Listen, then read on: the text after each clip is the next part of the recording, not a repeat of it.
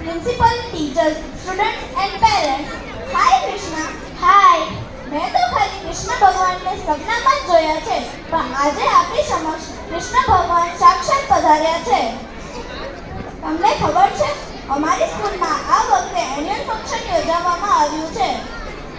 હા, મીનાક્ષી સ્કૂલમાં દર વર્ષે એન્યુઅલ ફંક્શનની ઉજવણી કરવામાં આવે છે અને આ મીનાક્ષી સ્કૂલનો 10મો એન્યુઅલ ફંક્શન છે. અમારી સ્કૂલમાં મહિનાના છેલ્લા દિવસે દર મહિનાના છેલ્લા શનિવારે પીટીએમ રાખવામાં આવે છે, એટલે પેરેન્ટ્સ ટીચર્સ મીટિંગ.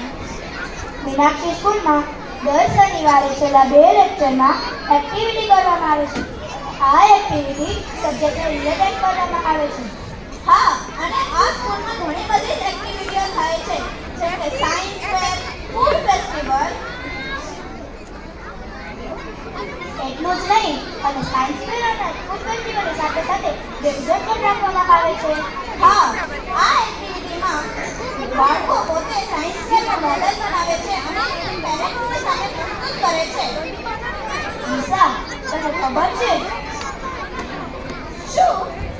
મીનાક્ષી સ્કૂલમાં અવનવા તહેવારની ઉજવણી કરવામાં આવે છે, જેમ કે ઉત્તરાયણ, હોળી, જન્માષ્ટમી, નવરાત્રી, દિવાળી. અવનવા તહેવારની ઉજવણી કરવામાં આવે છે. ખાલી તહેવારો જ નહીં, અહીંયા અવનવા દિવસો પણ મનાવવામાં આવે છે. Sports day, teachers day, Guru Purnima, ઘણા દિવસો મનાવવામાં આવે છે. અને આ સ્કૂલમાં સ્પોર્ટના લેક્ચરમાં અલગ અલગ રમતો પણ રમાડવામાં આવે છે, જેમ કે કબડ્ડી, હોકી, બેડમિન્ટન અને ઘણી જ બધી.